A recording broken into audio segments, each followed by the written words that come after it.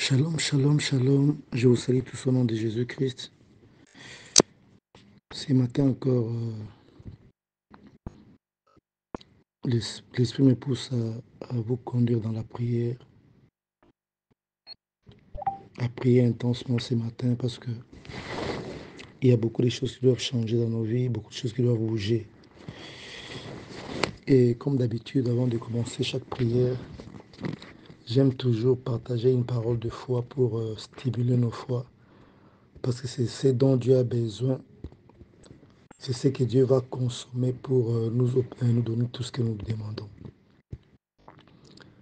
Alors ce matin, j'aimerais encore te rappeler qui tu es en Jésus-Christ et après cela, nous allons, nous lancer dans la prière. Parce que ce qui est important, c'est que nous pouvons nous rappeler ce que nous sommes réellement en Jésus-Christ. C'est ce que beaucoup d'enfants de Dieu oublient devant les difficultés, devant les problèmes. Ils ont toujours tendance à oublier ce qu'ils sont en Jésus-Christ. Une personne qui oublie son identité, une personne qui ne sait pas se positionner dans la vie aura toujours beaucoup de difficultés à avancer, à atteindre ses objectifs. Mais une personne qui connaît, qui sait se positionner, qui connaît son identité, qui a une vision fixe, une vision claire plutôt sur sa vie, saura toujours avancer dans la direction de cette vision. La parole de Dieu, c'est la première vision que chacun de nous doit avoir. Parce qu'elle exprime la vision que Dieu a pour chacun de nous. La parole de Dieu exprime les intentions de Dieu. Il suffit simplement de remonter vers la création pour comprendre quelles étaient les intentions de Dieu en créant l'homme, en créant toutes choses. Ces intentions-là expriment la volonté de Dieu, la volonté originelle de Dieu. Et ce que Dieu voudrait, c'est que chacun de nous puisse expérimenter sa volonté originelle, sa volonté intentionnelle, qu'on appelle communément la volonté parfaite de Dieu. Dieu est dans le parfait.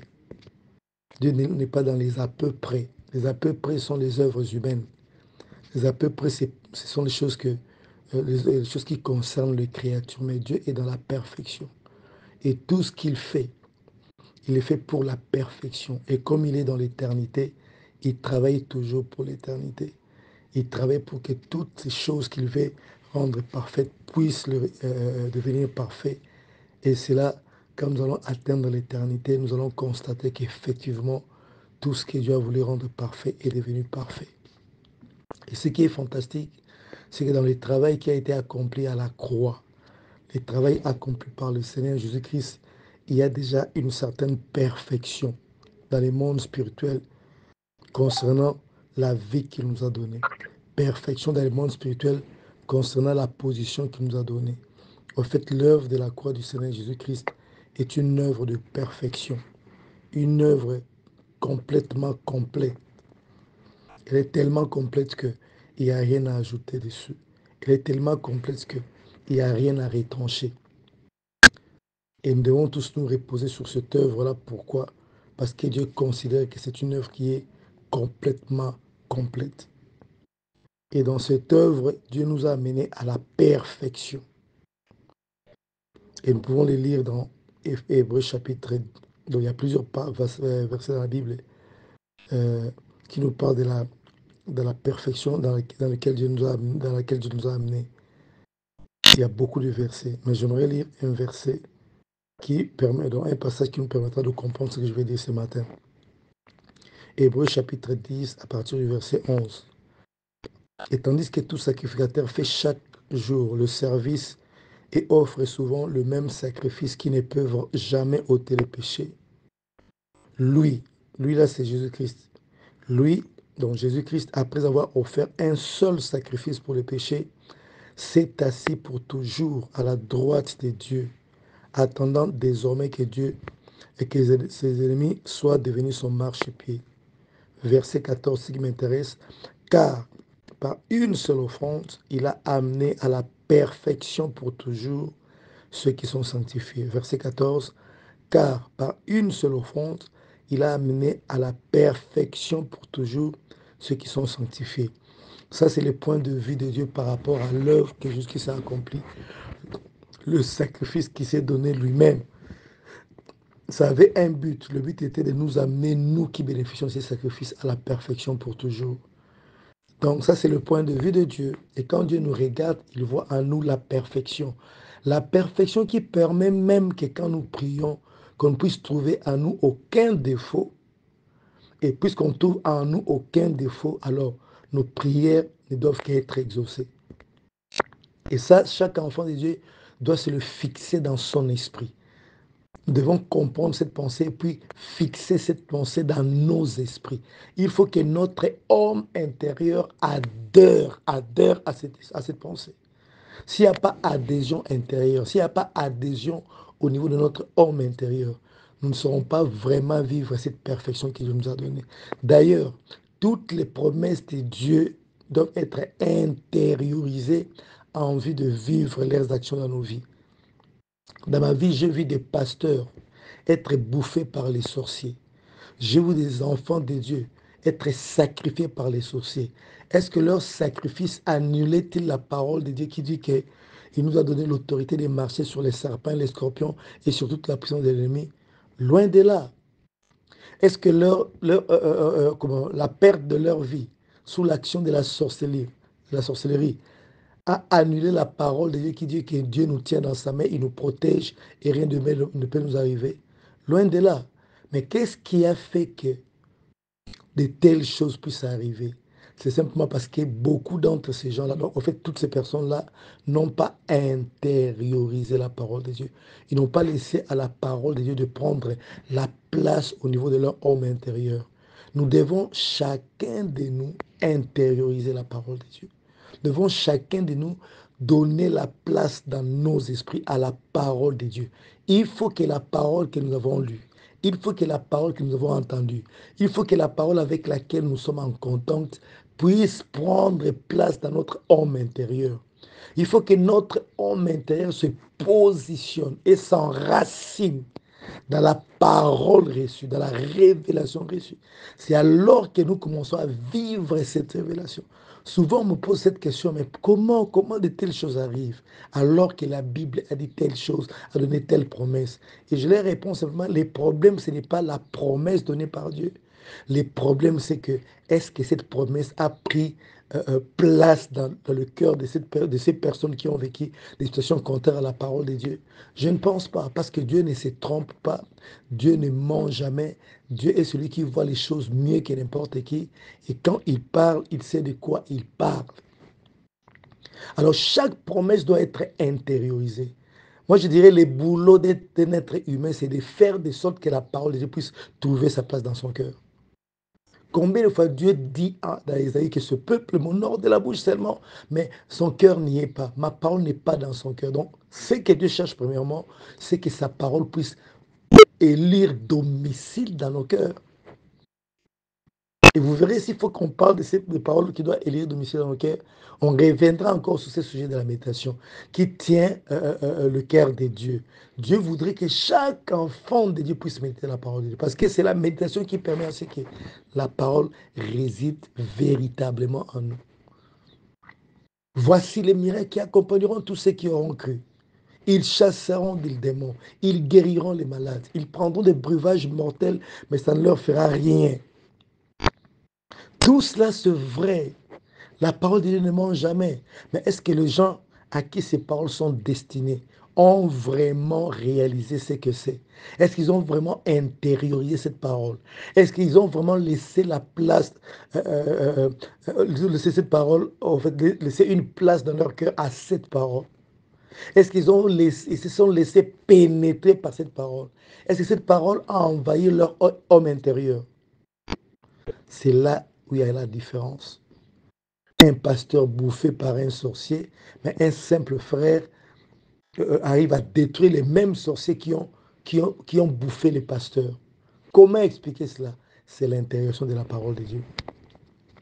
Et nous avons été rendus parfaits, et c'est clair, par l'œuvre de Jésus. Par une seule offrande, il a amené à la perfection tous ceux qui sont sanctifiés. Qui sont ceux qui sont sanctifiés? Ce sont tous ceux qui sont nés de nouveau en Jésus-Christ, parce que le sang de Jésus les a sanctifiés. Ce sont eux qui bénéficient de l'œuvre de la croix, de l'aspersion du sang de Jésus. Tel que tu es là, tu bénéficies de l'aspersion du sang de Jésus. Je ne viens pas ici pour te dire de te battre pour participer à l'aspersion du sang de Jésus. Non. Ta nouvelle naissance a suffi pour que tu participes à l'aspersion du sang de Jésus. Tu es l'ayant droit, même un ayant droit parmi les ayants droit du bénéfice de l'aspersion du sang de Jésus. Mais ces choses-là se manifestent dans nos vies, deviennent nos réalités quand nous intériorisons les paroles, les promesses qui nous annoncent, qui nous les annoncent. Et ce matin, je vais te dire une chose. Tu as déjà été amené à la perfection. Et cette perfection, c'est l'un des éléments qui font que Dieu ne peut qu'exaucer ta prière. Hier, l'après-midi, je priais pour un sujet de prière. Et pendant que j'ai prié, le Saint-Esprit m'a amené à faire des déclarations comme j'ai fait d'habitude. Mais il m'a amené dans une conscience de ma position en Jésus-Christ qui ne permettait pas que j'accepte même la moindre idée que la chose que je déclare obtenir, là, je ne peux pas l'obtenir. Parce que je me suis posé beaucoup de... En fait, quand je priais, le Saint-Esprit travaillait ma conscience. Il faisait passer dans ma tête et dans mon cœur les paroles que l'Éternel a prononcées sur ceux qui sont nés de nouveau en Jésus-Christ. Alors je me suis dit, quelle est cette raison qui peut se tenir en face de moi et se présenter comme en fait, la raison qui m'empêcherait d'obtenir ce que je demande à Dieu. En fait, il n'y a aucune raison. Parce que je ne demande pas à l'homme. Je ne fais pas, en fait, je ne veux pas obtenir des choses auprès d'une créature, en fait, d'un autre être que Dieu. Mais le Dieu en face de qui je suis me présente l'œuvre de la croix comme une œuvre qui m'a rendu tellement parfaite que rien ne peut me résister. Il ne peut rien, en fait, il ne peut rien me refuser. Et c'est un travail que lui-même a fait. C'est un travail abattu par lui parce qu'il a voulu que les choses soient ainsi. Que dit la Bible quelque part? Nous étions ses ennemis et il nous a sauvés. Et on pose la question, maintenant que nous sommes ses enfants, qu'est-ce qu'il manquera de nous donner? Il y a une autre question qui est posée. Si Dieu est pour nous, qui sera contre nous dans Romains 8?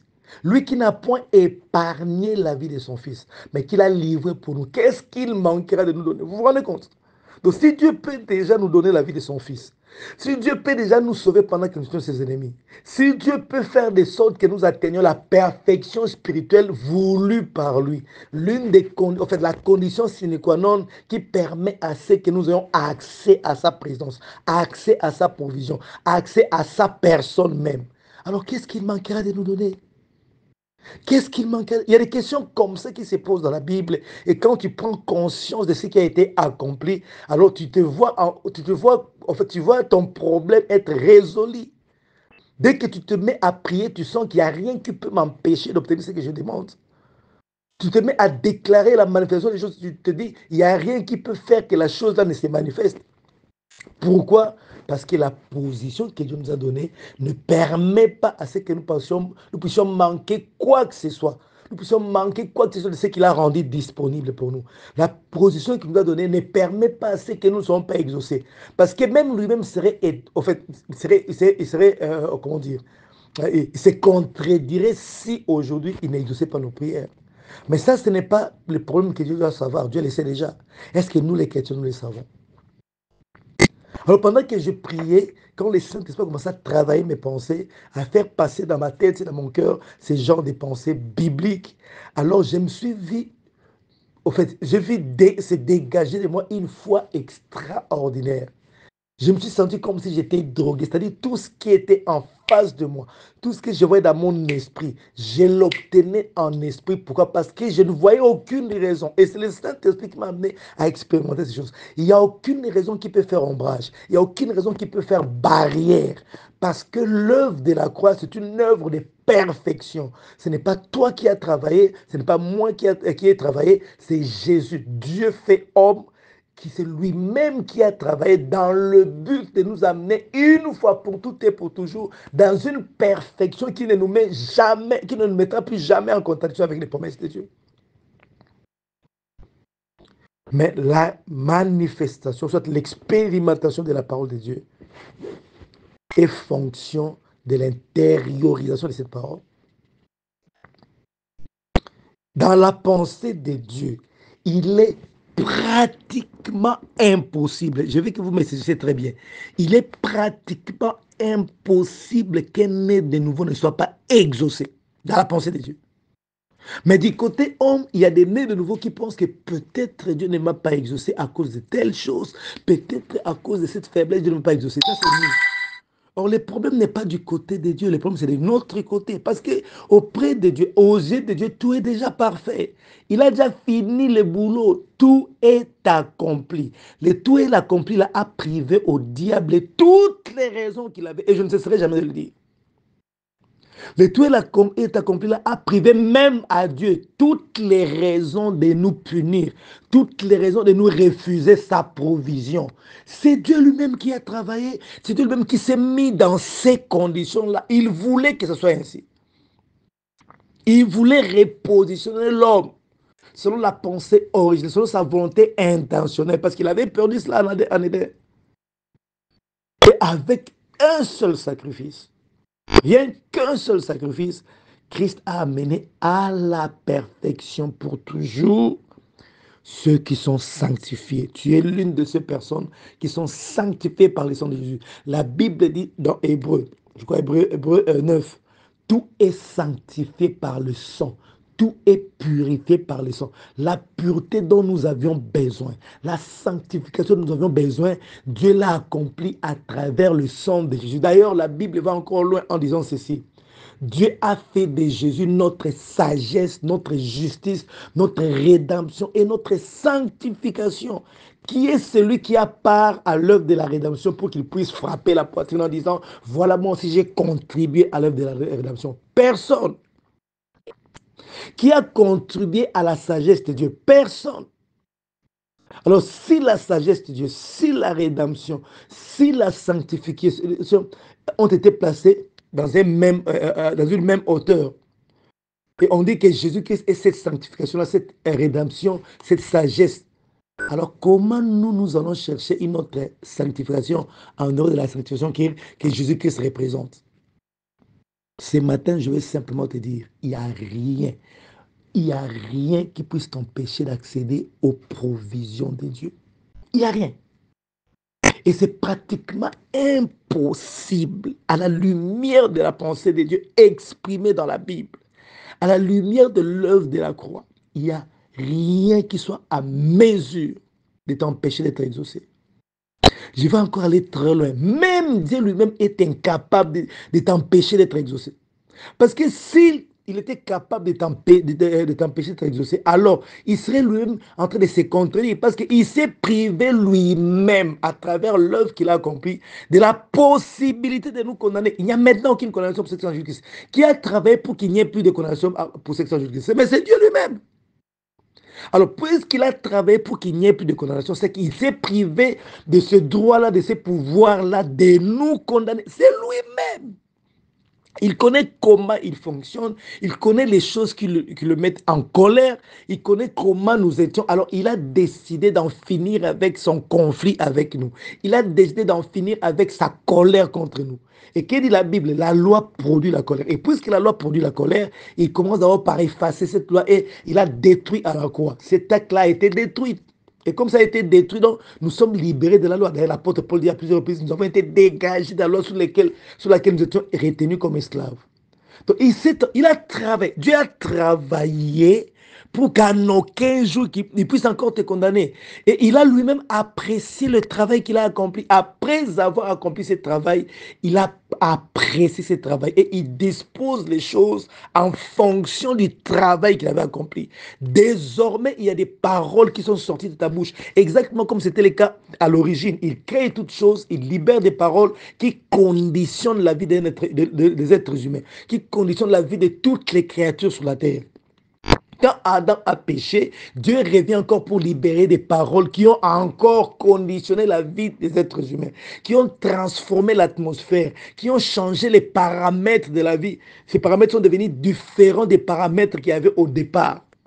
Et quand Christ meurt à la croix, Dieu vient encore libérer des paroles.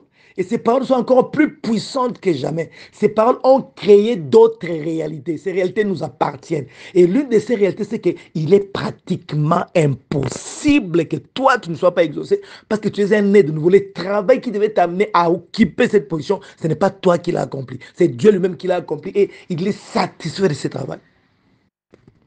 Très satisfait même. C'est ce que je vais te dire ce matin. Ton problème là, la solution est déjà là. Pense seulement comme Dieu. Renouvelle seulement ton intelligence. Intériorise ce que Dieu te dit. Et tu verras ce que Dieu va faire. C'est là où intervient la parole qui dit, fais de l'Éternel tes délices, il te donnera ce que ton cœur désire. Chacun nous a ses désirs. Nous avons des désirs différents. Mais Dieu nous offre la possibilité, mes frères, mes soeurs, Dieu nous offre la possibilité de vivre ce que nos cœurs désirent. Mais la condition est simple, c'est par ce qui est vil de ce qui est précieux. La condition est simple, c'est très simple même. Fais seulement de la parole de Dieu tes délices. Parce qu'en faisant de la parole de Dieu tes délices, cette parole finira par rendre tes pensées conformes à ses pensées. Et en ce moment-là, tu entres directement en possession du droit de puiser sans demander, de disposer de la provision sans demander. Et vous verrez que toute la parole de Dieu nous ramène à une seule chose, à Christ. L'ancienne alliance, comme dans la nouvelle alliance, nous ramène à l'œuvre de la croix. Dans l'ancienne alliance, personne ne pouvait être accepté par Dieu sans qu'il y ait mort de l'agneau qui expie les péchés. Tu veux te présenter à Dieu, c'est simple. Considère que tu es un pécheur et tu ne peux pas être pardonné si tu ne meurs pas, si tu ne suis pas la sanction du péché. Parce que la sanction du péché, c'est la mort. L'âme qui pêche, c'est celle qui mourra. Maintenant, comme tu ne vas pas mourir, Dieu ne veut pas que tu meurs, alors dispose-toi d'un agneau qui soit à mesure d'expier tes péchés, qui subira ta condamnation à ta place. Comme ça, toi, tu seras dégagé de cette condamnation. C'est ce qui s'est passé dans l'Ancienne Alliance. Et tous ces sacrifices annonçaient Jésus. Il sacrifiait pourquoi? Parce qu'il y a quelqu'un. La Bible est claire. Toutes les personnes qui ont été en contact avec Dieu dans tous les âges, auprès de tous les peuples du monde entier, non seulement les Juifs, parce que les Juifs ont eu la grâce de cheminer avec Dieu et d'écrire une histoire. Mais ils ne sont pas les premières personnes à écrire des histoires concernant Dieu. Nos ancêtres africains aussi étaient avec Dieu. Mais sauf que Dieu s'est servi des Juifs pour garder une lignée qui ne tombera pas dans l'idolâtrie, afin de permettre à ce que la lignée qui va voir naître le Christ soit préservée jusqu'à sa venue. Mais Dieu a parlé à tout le monde. Job n'était pas juif, par exemple. Job n'était pas juif. Donc, il y a plusieurs personnes qui n'étaient même pas juifs, mais qui ont reçu la parole de Dieu et qui ont marché avec Dieu. Et que dit la Bible? Toutes les personnes qui ont été en contact avec Dieu, toutes les personnes qui ont entendu Dieu dans n'importe quel coin du monde, ces personnes-là ont fini toujours par avoir la révélation comme quoi Dieu viendra sur la terre pour racheter l'être humain. Enoch n'était pas juif, parce que le père des Juifs n'était pas encore vivant. Mais Enoch, c'était un astrologue. À l'époque, l'astrologie n'était pas aussi corrompue qu'aujourd'hui, parce qu'aujourd'hui, j'étais déconseillé d'être en contact avec l'astrologie. Parce qu'elle est bourrée de pièges, elle est bourrée de démons. Donc, elle a été complètement pervertie. Alors, les enfants de Dieu n'ont rien à foutre de l'astrologie. Mais au départ, il est parmi, pour ne pas dire le père de l'astrologie, selon la Bible. Il lisait les étoiles et en lisant les étoiles, il a pu déchiffrer les retours de Christ. Et Enoch l'annonce. Je pense que Jude a tiré un extrait qu'il a repris dans son épître. Comment Christ viendra pour juger les impies.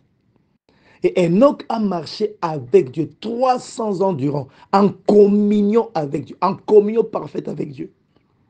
Mais il n'était pas juif. Mais lui aussi a reçu des révélations sur Dieu. Et toutes les révélations allaient vers l'agneau du sacrifice qui viendra un jour. Mais en entendant que cet agneau n'arrive, alors toute personne qui connaît le secret devait croire en cet agneau en posant un acte. L'acte, c'est quoi? Prends un agneau, un animal sans défaut qui représente le véritable agneau qui viendra, sacrifie-le à cause de tes péchés Utilise-les comme victime expiatoire de ton péché. Comme ça, tu prouveras à Dieu que tu crois en l'agneau qui viendra. C'est ce qu'Abel a fait. C'est ce qu'a refusé de faire Caïn. Abel a reçu cette révélation, tout comme Caïn aussi l'avait reçu. C'est par la foi qu'Abel sacrifia. Par la foi veut dire il y a au préalable une révélation. La foi vient de ce qu'on entend. Ce qu'on entend vient de la parole de Christ. La parole qui concerne Christ. Donc Dieu leur a parlé. Et Abel a décidé d'obéir, tandis que Caïn a refusé d'obéir. Et ce qui a valu à Abel d'être le premier prophète de la Bible. Il n'a rien prophétisé, mais le Seigneur Jésus l'appelle le premier prophète de la Bible. Pourquoi? Parce qu'il a posé un acte prophétique. Même son père et sa mère n'ont pas su le faire. Quand ils ont péché, ils se sont précipités à se confectionner les habits en feuilles d'arbre. Mais Abel, ce n'était pas le cas. Il a tué un animal en sacrifice pour ses péchés. Il est le premier être humain à percevoir cette révélation. Et tous les êtres humains qui sont venus avant Jésus-Christ, qui sont nés sur la terre avant la venue de Jésus-Christ sur la terre, qui étaient en contact avec Dieu, ont appris que Dieu viendra. Jésus-Christ a dit aux disciples, heureux êtes-vous parce que vous voyez ces choses. Les gens de l'ancien temps ont voulu vivre ces choses, mais ils ne l'ont pas vécu. Mais vous vivez ces choses. Quelle est cette chose-là que tous ces mondes-là voulaient vivre? L'agneau de Dieu qui viendra sauver l'humanité. On a vu Siméon au temple dire, Seigneur, tu peux me prendre maintenant parce que mes yeux ont vu le Sauveur. Anne également. Pierre dira plus tard que les gens qui ont prophétisé touchant l'œuvre de la croix, la personne de Christ, ont fait de ces sujets l'objet de leurs investigations, voulant sonder les Écritures, voulant sonder quand est-ce que ces choses se passeront. Mais on leur a dit, vous êtes juste les dispensateurs de ces choses ne vous concernent pas directement. Vous vous rendez compte? Jusqu'à ce que la génération où Jésus-Christ devait naître arrive et que Jésus-Christ naisse et qui se donne comme le véritable agneau préfiguré dans l'ancienne alliance, mais qui se manifeste. Et quand il s'est donné en sacrifice, il a accompli un sacrifice. Il a donné un sacrifice parfait et les sacrifices ont cessé parce que le sacrifice, le véritable sacrifice, qui a été préfiguré dans l'ancienne alliance est venu. Alors on n'a plus besoin des sacrifices de l'ancienne alliance, on a besoin du sacrifice parfait qui a amené tous les assistants, tous ceux qui sont en alliance avec Dieu dans la perfection spirituelle qui plaît à Dieu. Vous vous rendez compte? Donc tout dans la Bible est question de Jésus-Christ. L'ancienne alliance va en direction de Jésus-Christ et la nouvelle alliance est établie sur Jésus-Christ. Les milléniums, ce sera en fonction de Jésus-Christ. Et l'éternité, ce sera en fonction de Jésus-Christ. Alors nous devons de nous asseoir en Christ, d'accepter ce qu'il représente pour nous et d'accepter ce qu'il a accompli pour nous. C'est ça notre boulot d'être humain. Chaque jour, intérioriser ce que Christ est pour nous. Chaque jour, intérioriser ce que nous sommes devenus en lui. Chaque jour, intérioriser les positions qu'il nous a données. Et quand nous aurons suffisamment intériorisé ce que nous sommes en Jésus-Christ, quand cela s'installera dans nos esprits, nous commençons à puiser. Mon travail, c'est amené à part le fait que je peux évangéliser pour gagner les âmes à Christ, mais tous ceux qui sont nés de nouveau, je vous amène à vous asseoir en Christ. Nous devons nous déprogrammer de tout ce que nous avons connu qui n'est pas conforme à la pensée de Dieu et nous reprogrammer de la pensée de Dieu. Reprogrammer nos têtes, reprogrammer nos esprits, reprogrammer notre homme intérieur, reprogrammer notre cœur avec la parole de Dieu. Il faut qu'à un certain moment de notre vie, qu'il n'y ait plus rien d'autre qui soit comme base, comme nos opinions. Il faut qu'elle soit la parole de Dieu. Et aujourd'hui, je te dis, par son sacrifice, il a amené à la perfection pour toujours. Ce n'est pas quelque chose de momentané, ce n'est pas quelque chose de temporaire, pour toujours, pour l'éternité. Il a amené pour toujours à la perfection ceux qui sont sanctifiés à travers son sacrifice. Donc ce n'est pas notre œuvre. Tu es parfait, mon frère. Tu es parfaite, ma soeur, aux yeux de Dieu. Et comme je l'ai dit tantôt là, le problème n'est pas du côté de Dieu. Le problème, c'est de notre côté. Dieu voit les choses telles qu'il les présente à nos yeux, comme nous le lisons dans la Bible. Donc, quand Dieu te regarde, il y a une perfection terrible qui te donne droit à tout. Mais cela ne devient possible que quand nous les intériorisons. Mon frère, ma soeur, nous sommes ce que la Bible dit que nous sommes. Dieu n'a pas menti. Nous sommes la tête, nous ne serons jamais la queue. Dieu bénit l'œuvre de nos mains. Il ne permettra pas que celui qui dévore les récoltes ne puisse dévorer le fruit de notre travail. Toutes ces promesses-là sont vraies. Il n'a jamais menti. C'est vrai. Et sa parole a autorité sur toute chose. Tout s'incline sous l'autorité de sa parole. Quand elle sort comme ça, elle incline tout ce qu'elle rencontre sur son passage. Mais cette parole-là se manifeste, réalise ces miracles quand elle trouve le cœur disposé à l'accepter. Mon frère, ma soeur, tu es sanctifié. Alors hier, quand je priais les après-midi, je priais et l'Esprit m'a amené il m'a amené à prendre conscience. Et il y a des questions qui montaient dans mon cœur. Mais qu'est-ce qui peut faire que moi, je ne sois pas exaucé? Et quand je me voyais, moi, avec mes œuvres, il y avait toujours des failles. Il m'amène à voir mes œuvres. Je vois toutes mes bonnes œuvres, mais quelque part, je vois mes failles. Et ces failles-là ne permettent pas que Dieu m'exauce. Après, il a commencé à me faire voir en Christ. Voilà ce que tu as en Christ. Voilà comment Dieu te voit. Moi, Saint-Esprit, je te vois comme ça, comme ça, comme ça. Et là, il n'y a pas de faille. Le diable ne peut trouver aucune faille dans ce que nous sommes en Jésus-Christ. Il n'y a aucune faille dans l'œuvre de la croix. Il ne peut même pas discuter ça. Il ne peut pas contester ça. L'œuvre de la croix s'impose à lui. La preuve en est qu'il a été dépouillé et désormais, après la croix, il occupe cette position de quelqu'un qui a été dépouillé. Donc l'œuvre de la croix s'impose à toute la création, s'impose aux humains, s'impose aux anges, s'impose même au diable. Il ne peut pas voir autre chose que ce que Dieu lui a imposé de voir. Même le diable sait que tu es saint, tu es juste, tu es purifié. Il sait. Mais est-ce que nous-mêmes, nous savons suffisamment? Et l'Esprit m'a amené. Et je ne voulais pas m'arrêter de prier. J'avais envie que je vais rester là. En fait, le plaisir que je sentais, la foi qui montait dans mon cœur, la joie qui m'avait envahi, m'empêchait d'arrêter la prière. Pourtant, je devais arrêter la prière parce qu'il y avait beaucoup d'autres préoccupations, beaucoup d'autres occupations. J'avais beaucoup d'autres choses à faire. Et j'ai quitté la prière avec regret parce que c'était intense. Le Seigneur m'a amené. Il n'y a rien, bienvenue. Il n'y a rien qui fait ombrage. Tant que tu t'enracines en Christ, il n'y a rien qui fait ombrage. Mais tu dois suffisamment enraciner l'homme intérieur en Christ pour commencer à manifester les effets. Et j'étais là, je priais en langue, je voyais la même chose, l'Esprit faisait. Il m'a tellement gonflé de cette pensée que je sentais, à un certain moment, je sentais que rien ne peut. En fait, je ne voyais aucune barrière parce que c'est Dieu qui parle. Mon œuvre à moi ne me permet pas d'atteindre cette dimension, mais la dimension-là est atteinte quand on s'enracine en Christ. Et c'est vrai, parce que la Bible déclare, en ce qui concerne toutes les promesses de Dieu, c'est ce que la Bible déclare. Le oui de Dieu est en ce qui... C'est en Jésus-Christ. En ce qui concerne toutes les promesses. Avant d'y arriver, l'apôtre dit d'abord la parole de Dieu, l'évangile que nous vous avons annoncé. L'évangile de Christ n'a jamais été oui et non à la fois. Il n'y a pas de contradiction.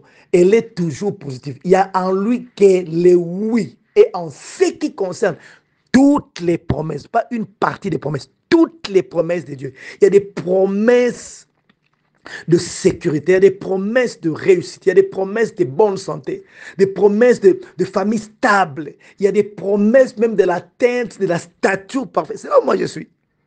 Ces derniers temps, je ne prie pas, Seigneur, donne-moi de l'argent. Non, j'en ai pas vraiment. J'ai besoin de ça, mais je suis focalisé sur la stature du Seigneur. Il y a des promesses qui nous parlent de la stature parfaite. Alors, c'est ce que je veux. C'est là où je vais aller. C'est ce que je vais atteindre dans la dimension naturelle, la stature parfaite. Parce que spirituellement, j'ai déjà atteint ce niveau. Je suis déjà perfectionné en Christ. Mais il faut que ces choses-là se manifestent physiquement. C'est là où je suis. Alors, en ce qui concerne toutes les promesses, pas une partie, toutes les promesses de Dieu, c'est en Christ Jésus qu'il y a le oui de Dieu. Et nous aussi, de notre côté, nous disons Amen, non pas à cause de nos œuvres, non pas à cause de nos capacités, mais à cause de Jésus. Jésus au milieu, nous dans un bout, Dieu dans l'autre bout. Dieu se décide de nous donner des choses, non pas parce qu'il nous voit, mais parce qu'il voit Jésus au milieu. Jésus est la raison qui fait que Dieu ne nous dise jamais non.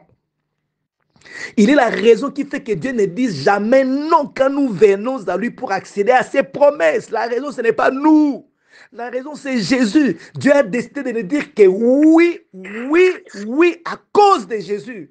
Il a décidé que tu obtiennes la victoire, ces choses-là qui se passent dans ta famille, à cause de Jésus. Il veut que tu aies la victoire sur la maladie, la victoire sur toutes choses, que tu expérimentes la parole parce qu'il regarde Jésus. Il est dans l'autre bout et Jésus au milieu de l'autre côté et il veut nous donner tout ça à cause de Jésus. Avant de te donner, il regarde d'abord Jésus. Et que dit Jésus en ta faveur? Jésus dit, celui-là, j'ai versé du sang pour lui. Celui-là, j'ai été son avocat. Je suis son avocat. Donc, il n'a rien fait de mal. Donc, il est acquitte. C'est ce qui se passe au fait. Quelle est cette promesse-là que tu puisses obtenir de Dieu en dehors de Jésus-Christ? Ça n'existe pas. Mais Dieu au moins a décidé qu'à cause de Jésus, ces promesses doivent toujours s'accomplir dans la vie. La provision de t'a donnée, c'est en Christ que Dieu nous dit jamais non en ce qui concerne toutes ces promesses. Gloire soit rendue à Dieu. Nous sommes en Christ. Nous sommes nés de nouveau en Jésus-Christ. Si quelqu'un est en Christ, il est une nouvelle créature. Les choses anciennes sont passées. Tu es en Christ. Et puisque tu es en Christ, donc tu remplis les conditions fixées par Dieu pour qu'en aucun jour qu'il puisse te faire, au fait, qu'il puisse s'opposer à ta demande. Nous devons nous dépouiller de nous pour revêtir Christ. Dépouillons-nous de nous, dans l'homme intérieur. Dépouillons-nous de nous, mais revêtons Christ. Et ce dépouillement de nous permet de libérer la foi. J'étais comme drogué hier. C'est comme si j'ai plané parce qu'il n'y avait même pas un petit doute pour faire ombrage à la prière que je faisais hier. Et je n'avais pas envie d'arrêter parce que j'avais une conscience de mon identité, une conscience de ma sanctification, une conscience de ma position en Jésus-Christ, une conscience de la défaite du diable, une conscience de l'amour de Dieu, que je n'ai pas eu envie d'arrêter. Mon frère, ma soeur, Dieu t'a amené à une perfection. Je ne sais pas comment qualifier cette perfection, mais cette perfection te donne accès à tout. Les problèmes, ce n'est pas de le savoir. Les problèmes, c'est de l'intérioriser. Tu te vois, je suis parfait en Jésus-Christ. Je suis pur en Jésus-Christ. Une fois pour toutes, il m'a amené à la perfection parce qu'il m'a sanctifié par son sang. Une fois pour toutes et pour toujours. Pour toujours. Pour toujours, il m'a amené à la sanctification. Et je me tiens là, je reste là, je n'écoute pas les diables, je n'écoute pas les pensées du monde. Quand ils viennent pour me dire, non, est-ce que tu es juste? Je suis juste en Jésus-Christ. À moi-même, je ne le suis pas, mais en Christ, j'ai été positionné là. Et cette justice s'impose à toi, les diables. Je vais compris. Bénis Dieu pour la position que Dieu t'a donnée. Je ne sais pas vraiment si j'ai transmis exactement ce que je sens en moi. Parce qu'en parlant de ces choses, je me ramène encore à cette même dimension, de cette sensation que j'ai sentie hier. Ce que j'ai vécu hier, je commence encore à le vivre pendant que je suis en train de partager cette parole. Il n'y a rien qui... Mon frère, ma soeur, j'ai envie de te transmettre ce que je sens. Je n'ai pas envie d'arrêter de parler. Je veux seulement te transmettre. En fait, je parle parce que je veux que tu arrives à ce point-là où tu es tellement d'accord avec Dieu. Tellement d'accord que tu ne discutes plus avec lui. Il n'y a rien qui s'oppose à la pensée de Dieu, qui doute de la parole dans ton homme intérieur. Tu es totalement d'accord. Tu as raison. Tu as complètement raison. Et je me soumets simplement. Je me soumets à ta vision. Je me vois tel que tu veux que je me vois. Point bas. Il veut nous amener là. Quel est ce problème-là qui te dérange? 100 $, 1000 $, 50 $, véhicule, mariage, santé, boulot, documents, je ne sais pas, il y a trop de problèmes sur la terre, trop de besoins. Je veux que tu en parles non pas comme des problèmes, mais comme des besoins qui se présentent, qui doivent être satisfaits. Pourquoi? Parce qu'en ce qui concerne toutes les promesses de Dieu, nous sommes dedans. Et Dieu ne se permettra jamais de se contredire. Il ne se contredira jamais. Il dit dans Psaume 83 et 89 plutôt, je ne changerai pas les paroles qui sont sorties de ma bouche. J'aime la version qui dit, je ne reviendrai pas sur ce que j'ai promis. Il n'est pas un homme pour mentir. Il n'est pas un fils de l'homme pour changer les paroles qu'il a déjà sorties de sa bouche. Il ne reviendra plus parce qu'il sait de quoi il parle. Il ne parle pas pour rien, il sait. Dieu ne parle que des choses qu'il est capable de faire. Et il ne parle jamais des choses qu'il est incapable de faire. De toute façon, il est capable de tout faire, sauf des péchés. Il est capable de tout, sauf des péchés. Ça, c'est clair. Je veille sur l'exécution de ma parole. Je veille sur l'accomplissement de ma parole. Je viens derrière ma parole. J'aime cette version. Pour l'exécuter. Vous vous rendez compte? Donc, ces paroles-ci, il les exécutera. Mais ces paroles ont juste besoin de trouver une place dans nos cœurs. Un devoir, mon frère, ma soeur. Si ce message a suscité la foi dans ton cœur, ce message a apporté quelque chose, fais-toi le devoir de le réécouter. La foi vient d'une écoute continue de la parole et ça te maintient toujours dans la foi. Et je dis toujours aux gens qui pensent que, Papa, toi, tu as beaucoup de foi. Je n'ai rien comme foi. J'épuise ma foi dans ce que Dieu a dit. La foi vient de quelque part, la foi vient de ce qu'on entend. Aucun être humain n'a la foi. La foi, c'est le domaine de Dieu. Je peux m'aller là pour dire que la foi, c'est la manifestation même de Dieu lui-même, à travers nous. Alors, tu vas avoir la foi, maintiens dans la parole. Si vous sentez comme si j'ai la foi, c'est pas parce que je m'arrange au cours de la journée qu'il soit en contact avec une parole qui me rend fou de foi. Une parole qui vient bouger ma tête, qui secoue mon esprit, dit voilà. Et ça me maintient dans cet état d'esprit. Il suffit seulement que je fasse 2 jours sans méditer. Je n'ai même plus la foi. Mon frère, ma soeur, bénis Dieu pour ce que tu es. C'est merveilleux ce que j'ai vécu hier. Et ma prière est que tu puisses vivre la même chose. Dans tes prières, que rien ne fasse ombrage, que rien ne te fasse barrière. Parce que de toutes les façons, c'est Dieu qui a travaillé. C'est Dieu qui a conféré cette position. C'est Dieu qui te dit que tu es juste, tu es saint. Et Jésus-Christ, c'est ta sanctification. C'est Dieu qui dit que tu es irréprochable. C'est Dieu. C'est lui qui est le juge suprême. C'est lui qui a le dernier mot. Et celui qui a le dernier mot dit que tu es irréprochable, irrépréhensible. Par le sacrifice de Christ, il t'a amené à la perfection pour toujours. Pas pour un moment, mais pour toujours, tu es là. Prends seulement conscience, prie avec cette conscience et rien ne te résistera. Les montagnes doivent fléchir leurs genoux devant toi. Cette situation-là qui perdure, qui traîne, qui est encore là, qui têtue, qui semble ne pas partir, ça partira. Ça ne peut pas vaincre la parole de Dieu, ça partira. Comment savoir qu'elle est partie, elle a disparu? Bénissons Dieu pour ce que nous sommes. Bénis Dieu pour la justice qu'il t'a accordée. Bénis Dieu parce qu'il n'y a rien qui peut faire barrière. Bénis Dieu parce que ta vie spirituelle va commencer à monter, à monter. Christ va s'installer dans ton esprit. Christ est en train de s'enraciner dans ton esprit.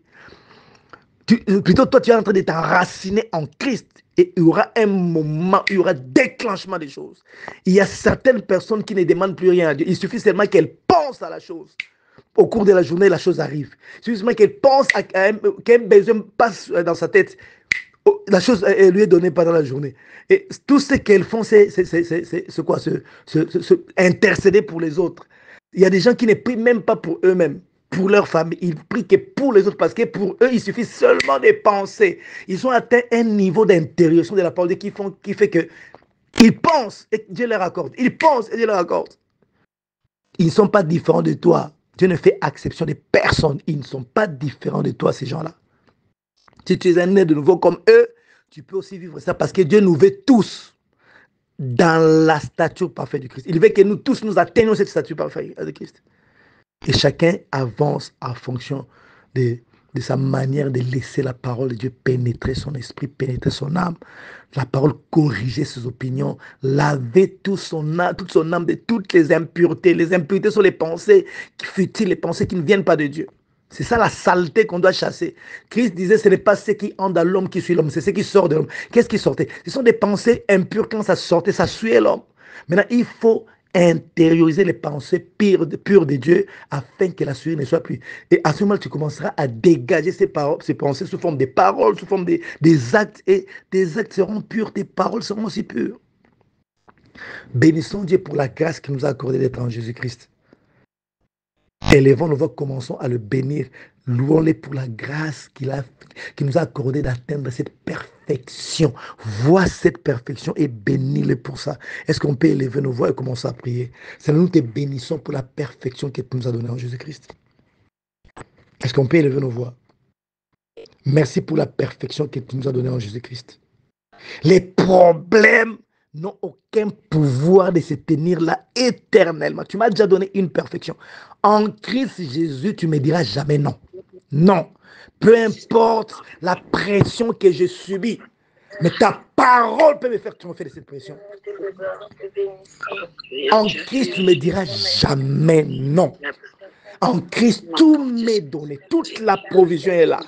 Tout m'est donné. Les difficultés d'aujourd'hui peuvent partir parce que tu m'aides à m'enraciner en Jésus-Christ. Je te bénis pour la position que tu m'as donnée. Je te bénis pour la grâce que tu m'as donnée. Je te bénis pour ce que je suis en Jésus-Christ dans le monde spirituel, tout comme dans le monde physique. Je suis intraitable. Les démons n'arrivent pas. Les sorciers, les occultistes, les autorités démoniaques n'arrivent pas à traiter avec moi, n'arrivent pas à me supporter parce que ta parole se manifeste. Ta parole habite en moi et chaque jour qui passe, j'ai grandi. Je me lève et je domine mon territoire au point que le diable ne peut pas y fourrer son nez. Je t'ai béni pour cela, Dieu. Merci pour l'œuvre combien merveilleuse de la croix. Merci pour le sang qui a été versé à la croix. Merci pour la purification, la sanctification par ton sang. Seigneur, tu as mis de côté mes actes pour me placer, m'établir dans l'acte posé par Jésus qui m'impose dans le lieu céleste, qui m'impose dans le lieu terrestre. Ce matin, je te bénis pour cela. Parce que la position que tu nous as conférée, Seigneur, permet à ce que le temps et les circonstances travaillent en notre faveur. Que la création tout entière s'aligne à la destinée s'aligne derrière la destinée que tu nous as donnée. L'air travaille pour nous, l'eau travaille pour nous. La terre travaille pour nous, le feu travaille pour nous, les invisibles, les visibles travaillent pour la destinée que tu nous as préparée. Ce matin, je te bénis. Je te bénis pour la conscience de ces choses. Je te bénis parce que ma journée est déjà faite. Ma journée est faite par la conscience de ce que je suis. Ma journée est faite. Les choses dont je les attire vers moi parce que je m'enracine de plus en plus en Jésus. Je te bénis pour cela, Seigneur. Merci pour la grâce. Merci pour avoir fait de nous tes enfants. Merci pour la nouvelle naissance. Merci pour Ora Sakrada Sapraba Shekelia. Neza Azazaka Taraba Shekete là. Eza Meza Saya. Merci pour la nouvelle naissance. Merci parce que ce matin encore, ma voix se lève pour proclamer le merveille de la nouvelle naissance obtenue en Jésus-Christ. Merci parce que ma voix se lève pour proclamer le merveille de l'œuvre que tu as accomplie pour nous sur la croix. Par une seule offrande, par un seul sacrifice, tu nous as menés à la perfection pour toujours. Et personne ne peut contester cela. C'est ainsi que je m'impose dans le monde spirituel. C'est ainsi que je m'impose. Je veux que tous les esprits dans le monde spirituel sachent que je suis exactement ce que tu dis que je suis. Oh Père, je te bénis pour ta grâce. Merci pour cette position. Merci pour cette position, Seigneur. Merci parce que nous sommes là, assis à ta droite, dominant toutes choses. Assujettissant tout. Le temps et les circonstances doivent travailler en notre faveur parce que l'œuvre que tu as accomplie dépasse notre entendement, Seigneur. Dépasse même l'entendement du diable. Il ne s'est jamais imaginé que tu nous placeras dans la position que tu nous as placée. Gloire soit rendue à toi, Yeshua HaMashiach. Alors mets-toi maintenant à déclarer, mon frère, ma soeur, toutes les promesses de Dieu sont oui et amen en Jésus-Christ. En Christ, Dieu ne te dira jamais non. Alors lève-toi étant enraciné en Christ. Dans ta conscience, tu es conscient que tu es en Christ et tu commences à donner des ordres. Commence à libérer les paroles. Il y a toujours des choses à détruire. Chaque jour, il faut les faire. Il y a aussi des choses à construire parce que le pouvoir de détruire nous a été donné et le pouvoir de construire. Toi, libère les paroles seulement. Libère les paroles avec foi. Laisse la parole agir. Alors, commence à détruire, à anéantir tout ce qui n'est pas la volonté de Dieu, tout ce qui ne respecte pas le plan de Dieu dans ta vie. Et commence à établir les choses selon la pensée de Dieu. N'accepte pas une autre réalité à part la réalité de la parole de Dieu. N'accepte pas la maladie, n'accepte pas les échecs. Ça, ce n'est pas notre réalité. Notre réalité en Christ, c'est le triomphe, c'est la victoire, c'est le succès, c'est la réussite. Élevons nos voix et commençons à déclarer au nom puissant de Jésus. Au nom de Yeshua. Les maachapakatarabaza sasabaya. Les megeezakratarabasheketeria. Ce matin encore, je viens imposer les règles. Le règle pour la journée d'aujourd'hui. J'impose la prospérité, j'impose l'abondance, j'impose la bonne santé, j'impose le succès, j'impose la réussite, j'impose la vie abondante, j'impose l'atmosphère de la gloire de Dieu, j'impose l'atmosphère du ciel, j'impose les desseins de Dieu tout en détruisant tout ce qui a été construit par l'ennemi tout autour de nos vies. Détruit au nom de Jésus-Christ. Tout arbre que le Père n'a pas planté sera déraciné. Ça, c'est notre réalité. Et j'impose cette réalité à chaque instant.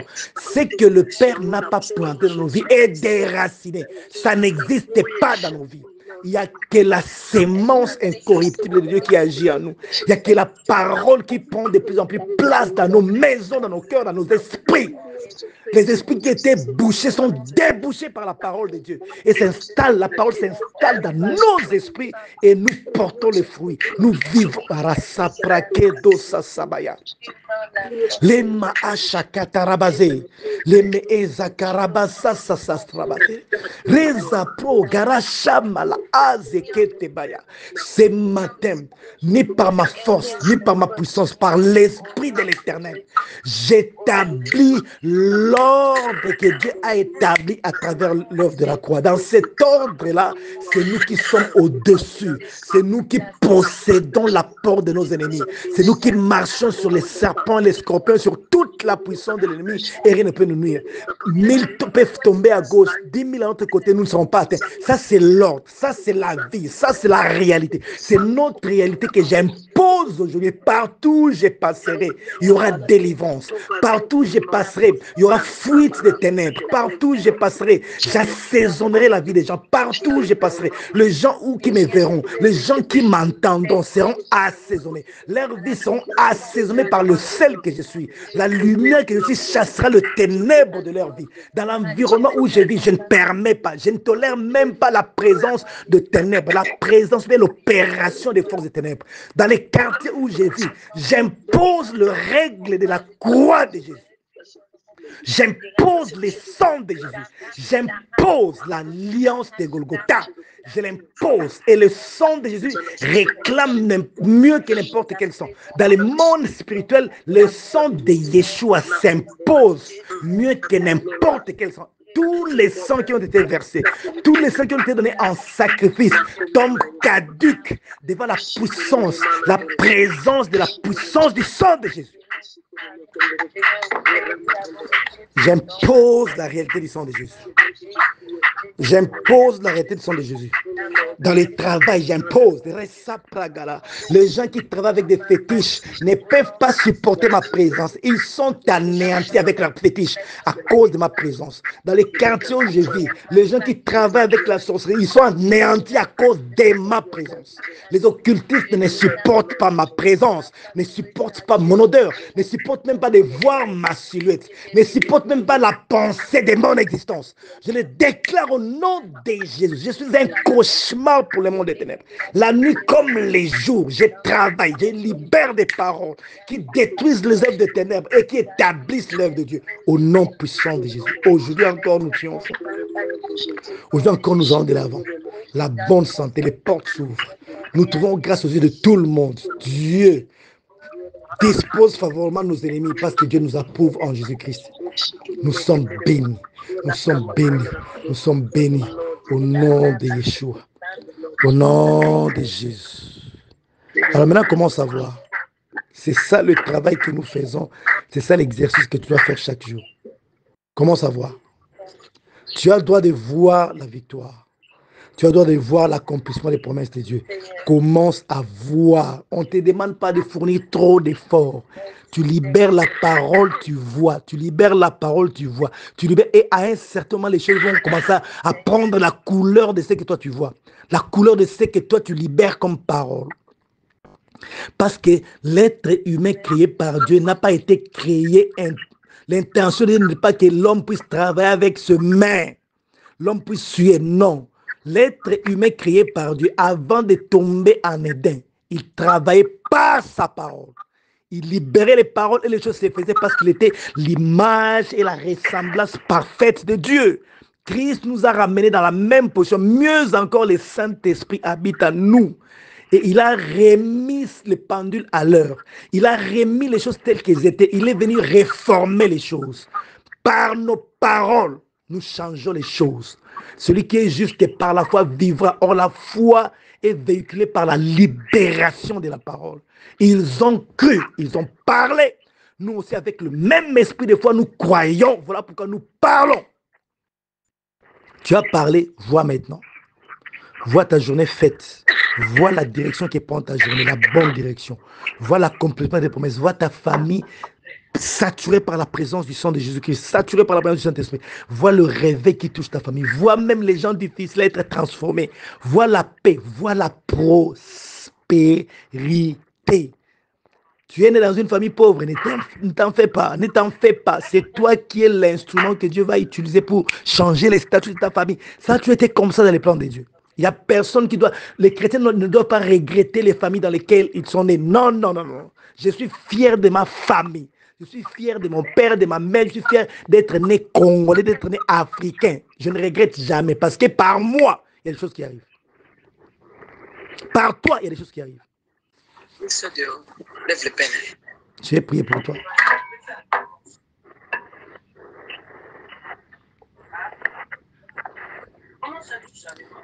S'il vous plaît, tenez vos micros, s'il vous plaît. Père, je te bénis pour la journée d'aujourd'hui, ça nous appartient. Merci parce que nous faisons encore un pas de plus vers la destinée de gloire que tu nous as donnée. Merci surtout d'amener nos esprits à être connectés avec les révélations que tu nous fais, que tu nous donnes pendant ces programmes. Tu veux nous amener à ces niveaux-là. Voilà pourquoi tu nous donnes. Tu ne fais rien sans avoir parlé au préalable. Les paroles que tu libères, c'est pour nous mettre à niveau. Parce qu'il y a des choses terribles qui arrivent. Il y a des miracles terribles. Il y a des prodiges. Tu as fait de nous signes et prodiges dans notre génération. Merci pour la journée d'aujourd'hui. Merci parce que nous nous imposons. Nous ne laissons pas de place au diable. Nous ne tolérons rien qui vient du diable. Nous ne sommes pas de ce monde. Nous sommes venus du ciel exactement comme Jésus est venu du ciel. Nous ne faisons que participer à la chair. Puisque nous sommes citoyens du ciel, nous dominons la terre, y compris Satan et ses suppôts. Au nom de Jésus. Le temps et les circonstances vont travailler en ta faveur. Je les déclare au nom de Jésus. Tu avais déposé le dossier quelque part, n'aie pas peur, va encore. Va déposer le dossier, va toquer encore aux portes qui étaient encore fermées. Ça va s'ouvrir au nom de Jésus. Tu avais échoué hier. Refais ce que tu avais fait qui t'a amené à l'échec. Parce que cette fois-ci, il y a le Saint-Esprit qui t'accompagne et les montagnes sont déjà déplacées. Les Anakim sont tombés. Les Goliaths sont tombés. Les Néphilim sont anéantis. Lève-toi et marche, tu n'es plus malade au nom de Jésus. Sois conquérant, sois dominant cette journée au nom puissant de Jésus parce qu'il t'a été donné de dominer. Vis la prospérité, vis la réussite, vis le succès. La bonne santé, c'est ta vie, c'est ta réalité. C'est la réalité dans laquelle tu te trouves. Toutes les raisons qui pouvaient amener la maladie dans ton cœur, ça n'existe plus. Tu es placé dans des conditions qui font que la raison du sang de Jésus-Christ prime sur toutes les autres raisons. La raison du sang de Jésus-Christ s'impose dans ta vie pour te procurer la victoire, le triomphe, la bonne santé, le succès, pour te procurer l'accomplissement des promesses que Dieu t'a données en Christ Jésus. Tu es béni, tu triomphes de l'ennemi, tu obtiens des témoignages, ta vie glorifie le Seigneur, ta vie sanctifie son nom, ta vie impose sa gloire dans ton environnement, sa volonté dans ton environnement, ta vie impose son règne dans son environnement, au nom puissant de Jésus-Christ.